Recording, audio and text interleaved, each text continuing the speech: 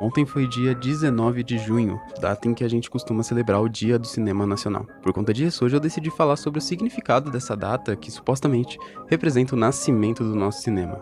Só que, como tudo na história do Brasil, a chegada da sétima arte por aqui traz também uma série de incertezas e complicações que deixaram suas marcas até hoje no país, e sobre as quais a gente vai falar mais ao longo do vídeo. Como você deve saber, o cinema nasce na França no dia 28 de dezembro de 1895, quando os irmãos Auguste e Louis Lumière realizaram a primeira exibição do seu cinematógrafo, rodando uma série de curtas para o público. É claro que a fotografia já existia desde a primeira metade daquele século, e invenções que reproduziam imagens sequenciadas, como o cinetoscópio do William Kennedy Dixon, já eram testadas um pouco antes do cinematógrafo, mas o destaque do aparelho dos Lumière se dava por sua capacidade de projeção em tela, sendo capaz de filmar, copiar e exibir os seus filmes da forma como a gente está familiarizado hoje.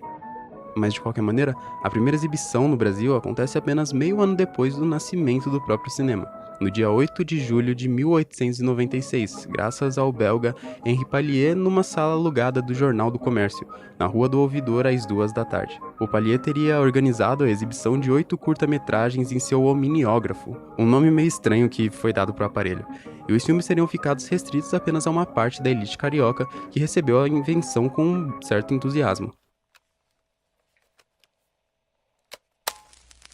Omniógrafo, com esse nome tão hibridamente composto, inaugurou-se ontem às 14h, em uma sala à Rua do Ouvidor, um aparelho que projeta sobre uma tela colocada ao fundo da sala diversos espetáculos e cenas animadas por meio de uma série enorme de fotografias. Cremos ser este o mesmo aparelho a que se dá o nome de cinematógrafo.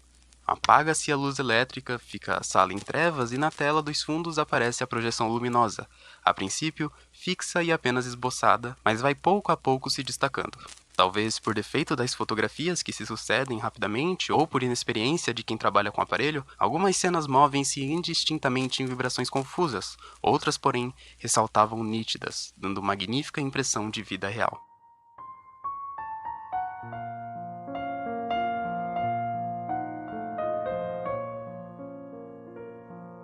A gente pode teorizar, na verdade, que o defeito dessa fotografia citada pelo jornal era a culpa das péssimas qualidades de energia elétrica que o Rio de Janeiro tinha na época. Afinal, a gente está falando aqui de um Brasil extremamente agrário e de uma república recém-nascida, que afetou muito a construção das salas de exibição nesses primeiros anos do cinema no país. Foi só em 1907, com a construção de uma usina hidrelétrica na região, que o início de uma industrialização e o maior número de salas de cinema se tornou possível.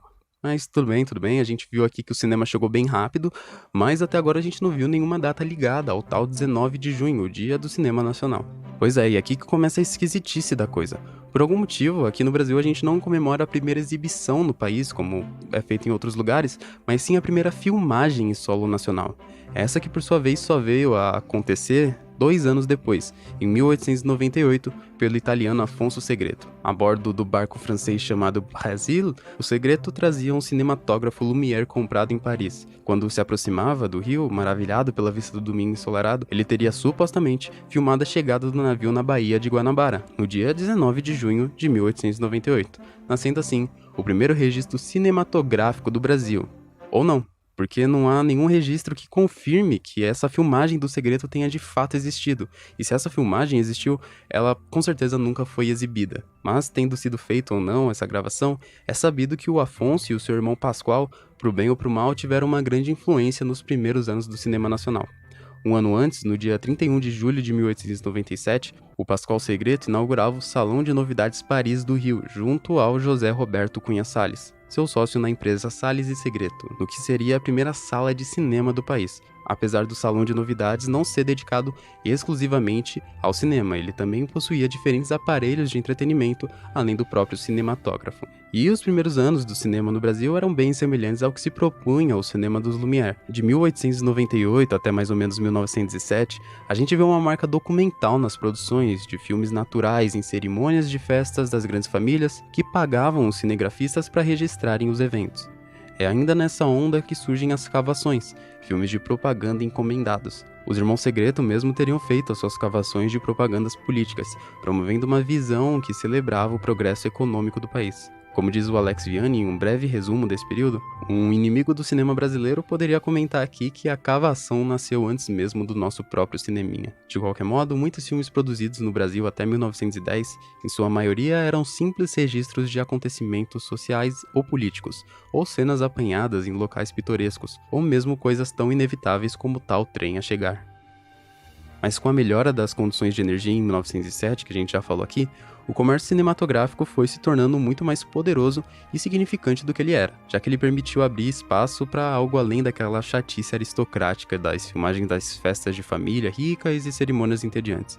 Assim como no cinema por todo o mundo, o Brasil, naquela mesma tentativa de emular a Belle Époque, passou a investir em adaptações e reconstituições históricas, literárias, religiosas e jornalísticas. Um exemplo muito significante vem, na verdade, em 1908, Os Estranguladores, do Antônio Leal, que pousava, ou seja, atuava, a cena de um crime que tinha se tornado popular nos noticiários, o que chamou a atenção do público, não só pelo seu tema, mas também por sua duração, sendo esse possivelmente a primeira ficção e o primeiro longa-metragem do país. Sobre o filme, o Alex Vianney também escreve. Alguns afoitos não hesitam em afirmar ter sido esse o primeiro filme de longa-metragem não só do Brasil, mas de todo o mundo. Seja como for, quando a norma básica e sagrada da primitiva produção cinematográfica era o filme em um rolo só, pode-se afirmar que Os Estranguladores, com seus prováveis 3 rolos, merece figurar entre os primeiros filmes de longa-metragem de todo o mundo. E, de fato, essa bela época do cinema brasileiro está relacionada com uma inacreditável produção e prosperidade da sétima arte. Muitos filmes estavam sendo feitos ali naquela época.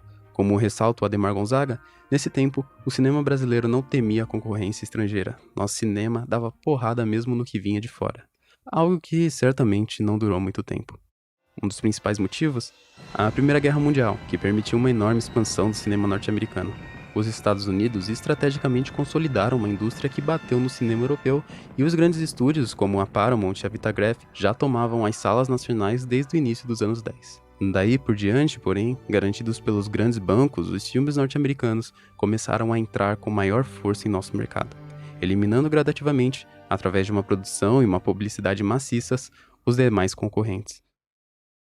Mas tudo isso marca um período tão frágil e confuso que, hoje, o pouco que a gente sabe das primeiras produções cinematográficas e o pouco que restou dessas produções não basta pra gente marcar o nascimento do nosso cinema. Os primeiros passos da industrialização e a invasão norte-americana deixaram marcas que até hoje são vistas por aqui. Mas esses primeiros filmes, gravados em solo nacional, ainda não eram exatamente nossos.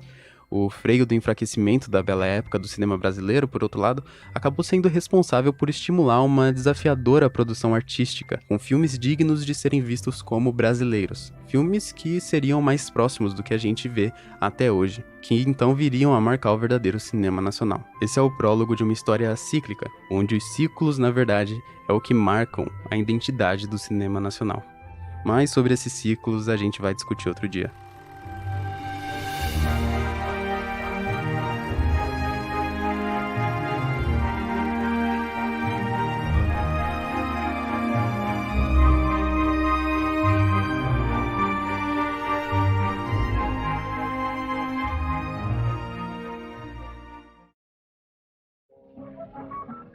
Muito obrigado por ver esse vídeo até o final, eu espero que você tenha gostado.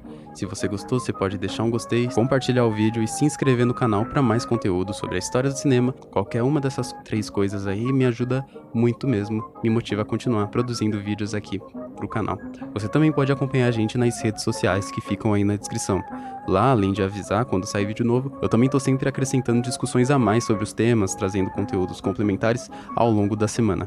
De qualquer forma, eu agradeço muito por você ter assistido esse vídeo até o final. Um feliz dia do cinema brasileiro atrasado. E é isso aí.